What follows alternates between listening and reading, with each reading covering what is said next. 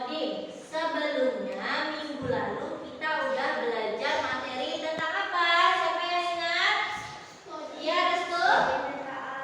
Coding dan KA, coding dan kecerdasan artifisial. Ya. Ada yang masih ingat apa itu coding? Ya, Bikis? Kecerdasan buatan. Kecerdasan buatan. Kira-kira buatan siapa? Buatan kita itu adalah manusia. Walaupun berbasis komputer, itu tetap kita sebagai manusia lah yang membuatnya. Sekarang coba dilihat ke depan. Ada gambar apa ini? Gambar game. Pernah nggak Ibu main game? Pernah. Pasti pernah. Setiap hari, Bu. Ya, Panda? Iya. Sekarang coba Ibu tanya, apa sih tujuan kalian main game tuh? Ya, sih. Untuk menang. Ya, Panda? Ya. Kita main game untuk menang, Bu. Kira-kira supaya menang tuh butuh apa? Butuh apa? Butuh nyawa. Ada lagi? Boleh? Butuh strategi. Kita itu kalau main game ada strateginya kan? Ada triknya. Itu yang akan kita pelajari saat ini. Strategi itu bahasa lainnya disebut dengan berpikir komputasional. Itu adalah strateginya. Sebelum itu, Ibu akan menyampaikan tujuan pembelajaran yang akan kita capai pada hari ini. Yang pertama yaitu peserta didik dapat menjelaskan konsep berpikir komputasional secara sederhana. Yang kedua, peserta didik dapat mengimplementasikan konsep berpikir komputasional dan memecahkannya dalam kehidupan sehari-hari. Yang ketiga, peserta didik dapat berkolaborasi dengan teman dan menyelesaikan masalah. Soal selanjutnya, ada soal di sini. Abad berapa sekarang ini? Bagus. Abad ke-21. Sekarang ini kita udah memasuki era abad ke-21. Kita sebagai manusia dituntut untuk berpikir efisien, berpikir kritis dalam kehidupan sehari-hari. Tidak lagi bertele-tele. Nanti yang terjadi, kita akan tertinggal dengan negara lain. Kita masuk ke materi berpikir komputasional. Apa sih yang berpikir komputasional itu? Ada yang mau membacakan? Novi, silakan bacakan. Apa itu berpikir komputasional? Menyusun solusi masalah sehari-hari secara logis, sistematis dan efisien sehingga dapat diproses oleh manusia maupun komputer menggunakan teknik Bagus. Berpikir komputasional itu adalah kemampuan menyusun solusi masalah kita sehari-hari ini secara logis, sistematis, dan efisien sehingga dapat diproses oleh manusia maupun komputer menggunakan teknik komputer. Itu yang disebut dengan berpikir komputasional. Contoh dalam sebuah game. Agar menang, kita yang pertama harus menyusun strategi. Contohnya itu ada game. Sebelumnya kita mengumpulkan nyawa kan. Setelah itu apa lagi? Melewati rintangan-rintangan, menyiapkan senjata ya kan, mengalahkan musuh. Itu butuh strategi. Ada langkah-langkahnya. Dari masalah muncullah solusinya. Ada nampak ini gambar apa? Gambar teh. Siapa yang suka minum teh? Banyak. Kebanyakan suka minum teh. Ada yang bisa atau tahu cara membuat teh? Jangan-jangan kalian suka minum teh tapi nggak tahu cara membuatnya. Tahu cara membuat teh? Tahu. Apa langkah pertamanya?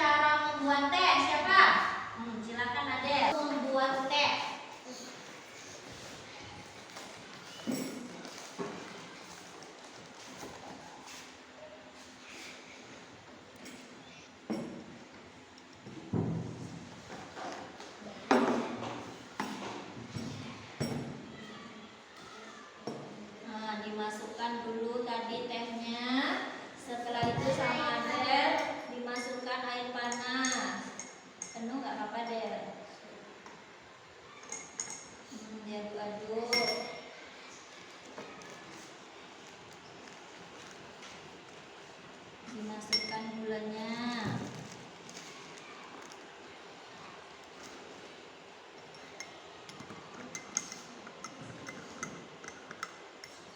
Tehnya taruh di itu tutup aja deh.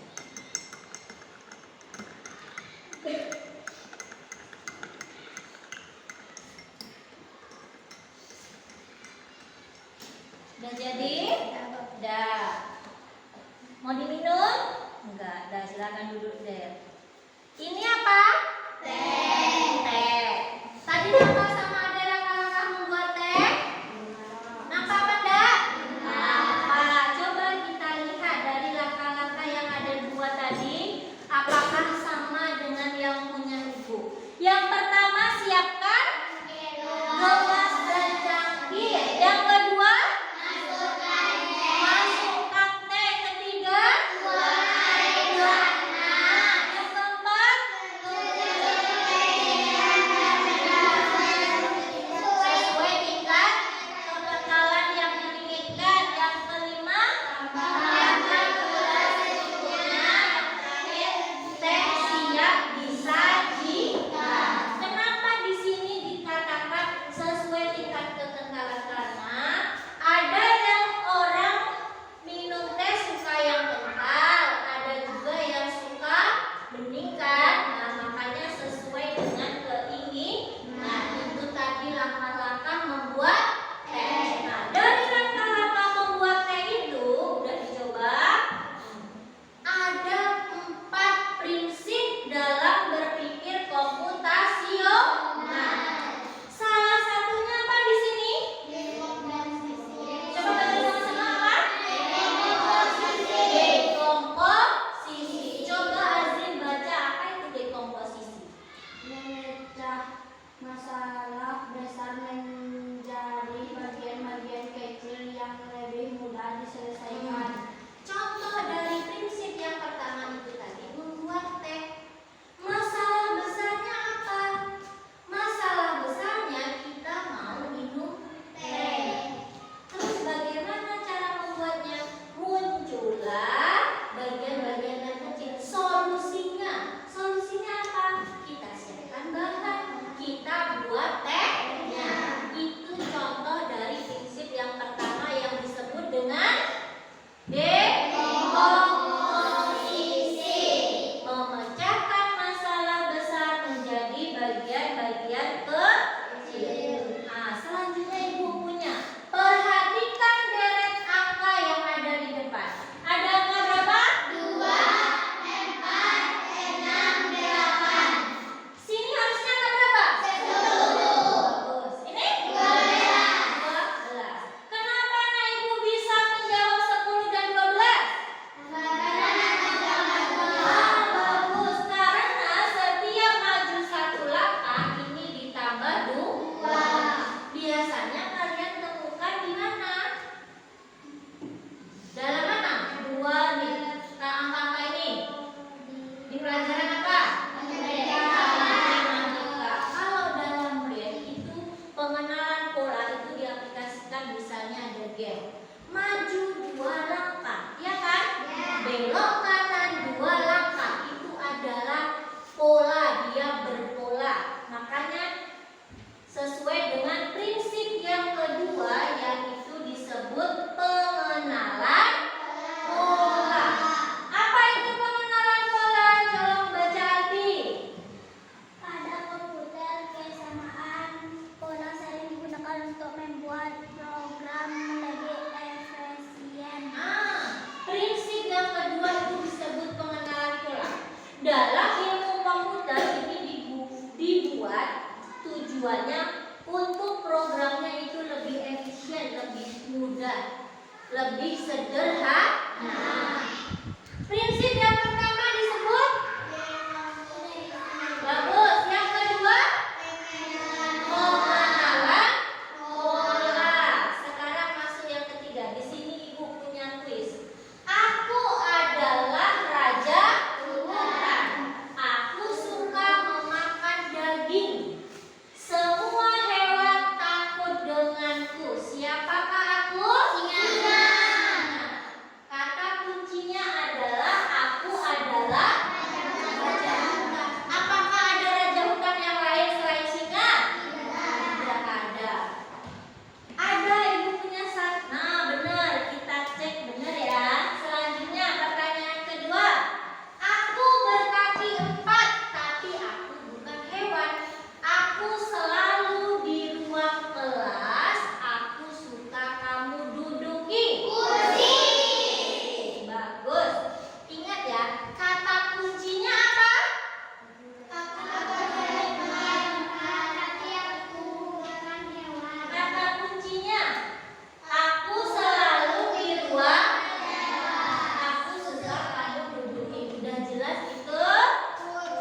kursi.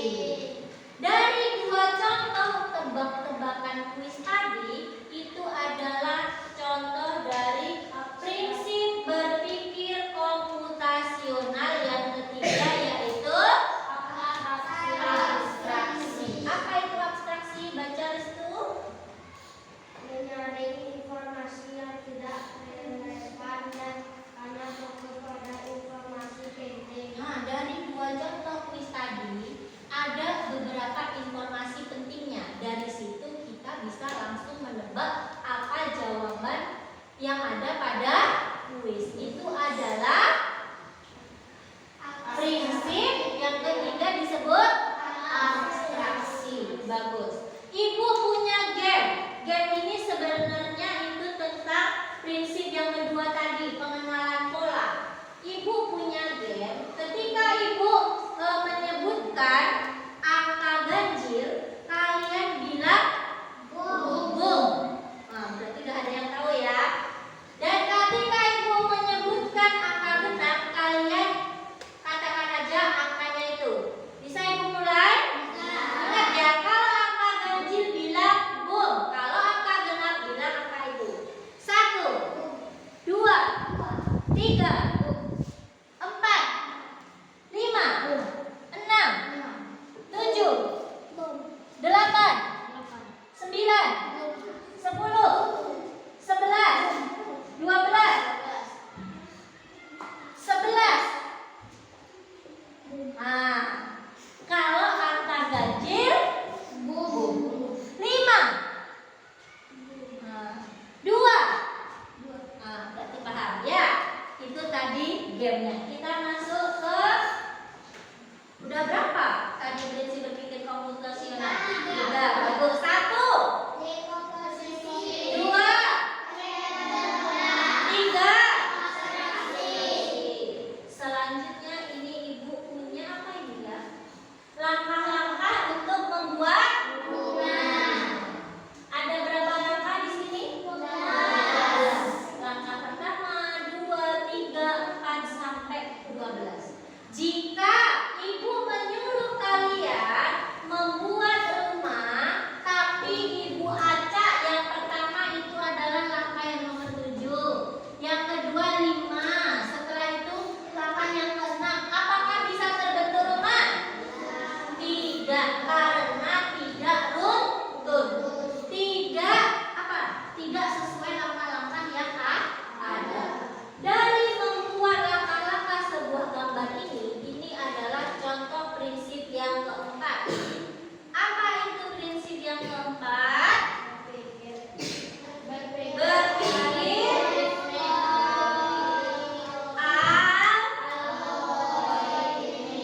Nah, susah ya jawabnya.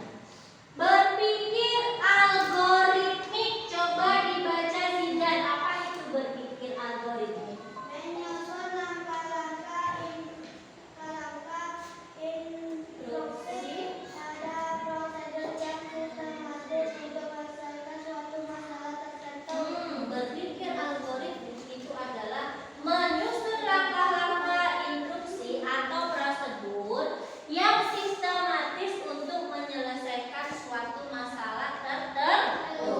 Seperti tadi, hari ini kita pelajarannya membuat gambar rumah.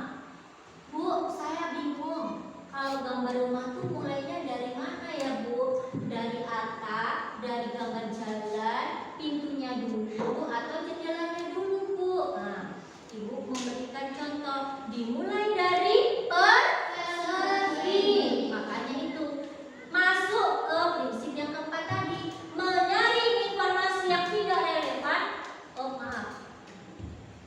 Menyusun langkah-langkah instruksi atau prosedur. Jadi langkah-langkah demi langkah harus kita ikuti dengan beruntun agar tujuan yang akan kita capai atau masalah yang akan kita selesaikan itu menemukan solusinya.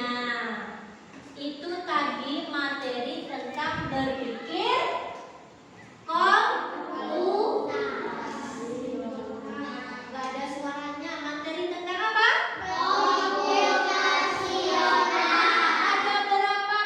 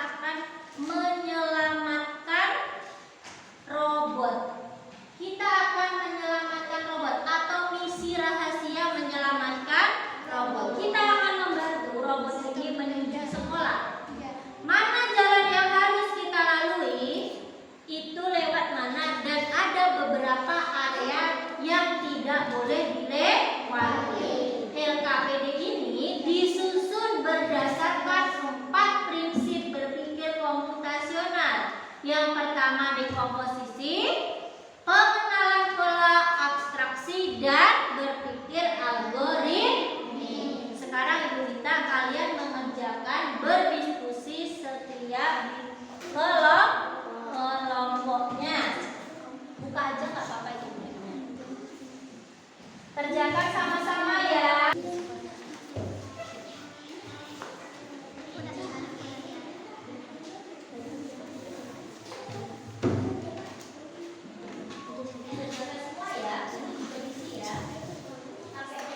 Yang kuisnya itu boleh dia Pak, boleh dilewati, nanti dikerjakannya ketika sambil berpresentasi nggak apa-apa. Nanya mana bagus? Keluarkan namanya daripada menunggu.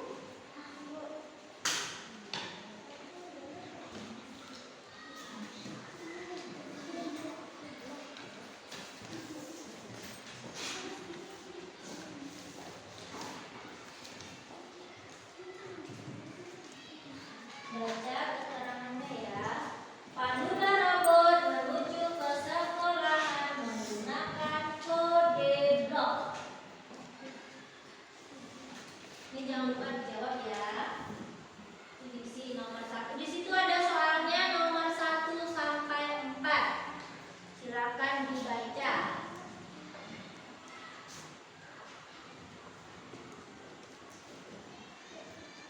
Nanti masing-masing kelompok bertugas mempresentasikan hasil diskusinya.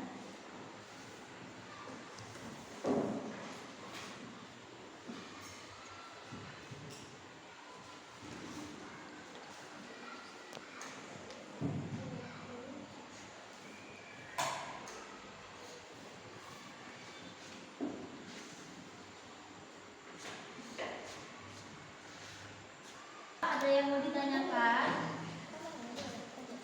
Nah, ya kan udah di sini. Aman. Kan ada nih. Baca dari.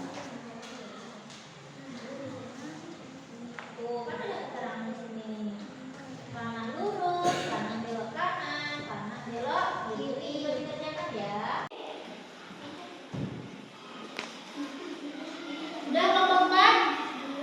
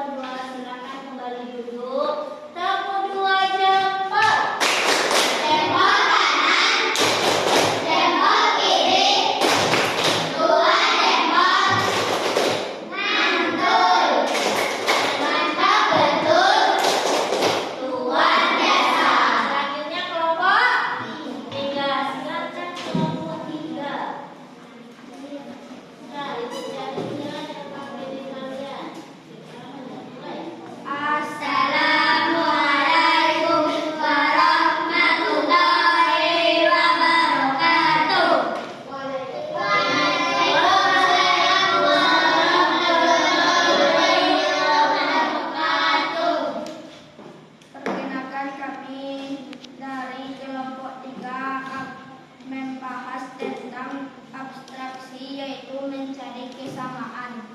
Mencari kesamaan. Nah, dari robot di situ yang digambar Azim itu, coba lihat, kasih tahu teman-temannya.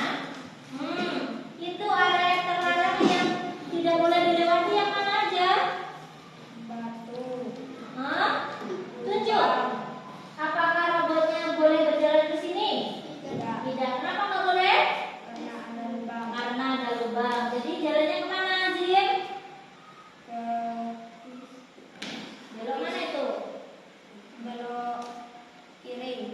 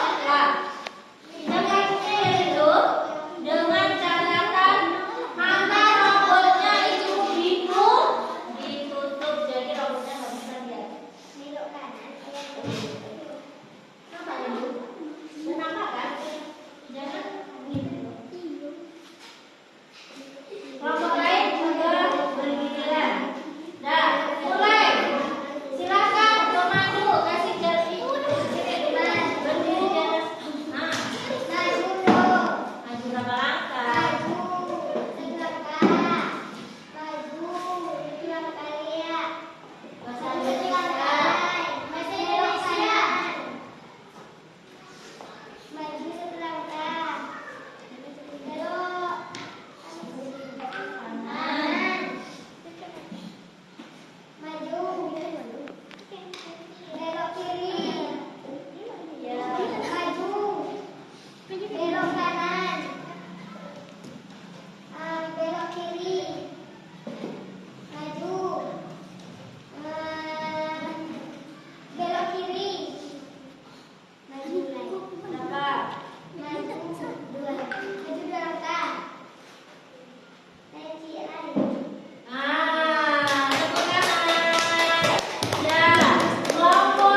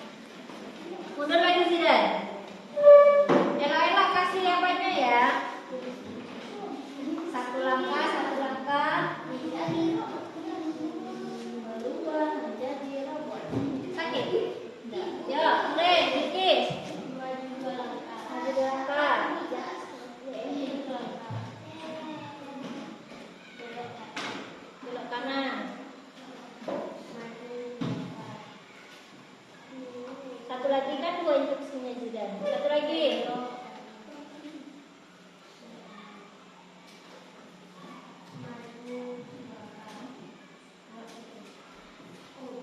Kerasin suaranya dulu guys, biar kedengaran sama robonya.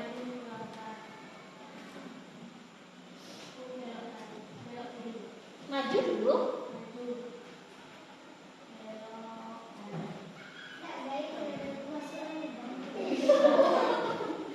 Iya kan?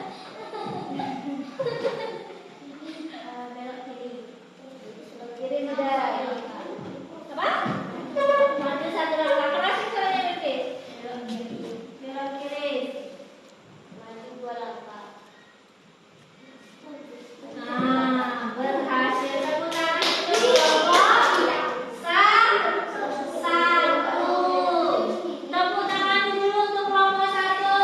Berhasil. Jadi dari keempat kelompok, 3 kelompok berhasil menyelamatkan robot untuk menuju ke sekolah. Memandu robot menuju ke sekolah. Nah, dari yang kita lakukan ini adalah pembelajaran metode coding. Halo. Dari yang kita tadi laksanakan itu kalian sudah menggunakan metode pembelajaran coding. Metode pembelajaran coding ini terbagi menjadi 2. Yang pertama itu disebut dengan pembelajaran unlock. Unlock bacanya unlock ya. Ini yang pertama. Metodenya ada 2. Yang kedua disebut lock. Ada unlock, ada lock. Yang unlock ini adalah metode pembelajaran coding tanpa menggunakan jaringan. Contohnya kita bisa membuat game ya kan, membuat permainan, ada pengenalan kelas abstraksi sesuai berpikir komputasional tadi. Apakah kita tadi menggunakan jaringan? Tidak. Cukup dengan instruksi dari pemandu. Itu berarti disebut tanpa jaringan. Yang kedua ini disebut lock atau game yang menggunakan jaringan. Contohnya seperti apa? Ibu punya yang menggunakan jaringan. Nih, di sini ibu memiliki permainan atau game. Permainan ini ada di sini orang berdiri. Kita harus memandu dia berjalan sampai ke lokasi yang dituju. Kalau ibu bilang maju, jalan dia? Enggak. Ini adalah jenis permainan menggunakan jaringan. Ketika ibu buka ini, ibu butuh jaringan internet. Tanpa jaringan, permainan ini tidak bisa dibuka. Cara bermainnya bagaimana? Coba dilihat di sini. Ada blok-bloknya di sini. Ada instruksi-instruksinya. Kita lihat dari gambar di sini. Berarti apa yang kita lakukan dulu? Bergerak maju kan? Nah, kita pasang nih bergerak maju. Setelah itu kemana dia? Belok. Setelah maju belok kiri. Belok kiri. Kita coba pasang ini. Belok kiri kita letakkan di sini. Kita jalankan. Nah, maju. Setelah itu lurus. Baru belok kan? Nah, kita tambah lagi. Apa lagi? Bergerak maju. Di sini nggak ada pilihan dulu.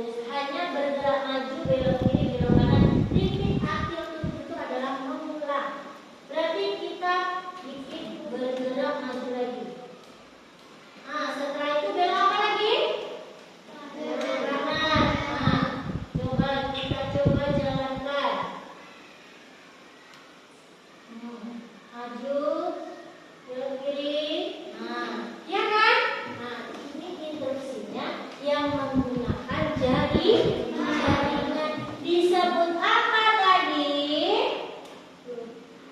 Nah, bagus. Pluk, Bu. Tapi bacanya jangan pluk ya. Apa? Ini bacanya plak. Kalau ini bisa membedakan itu? Bisa.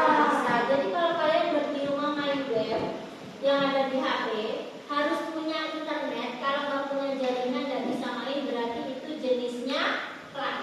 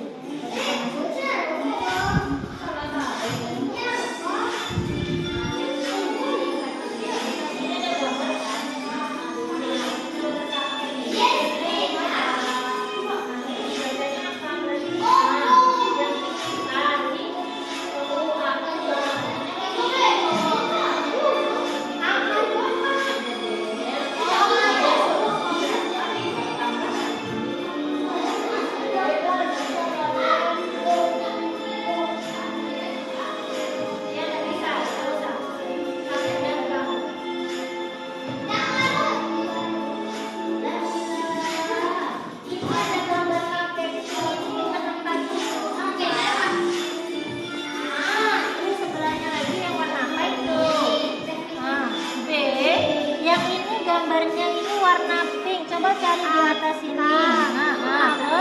Terus bagus aku. Terus yang ini lagi.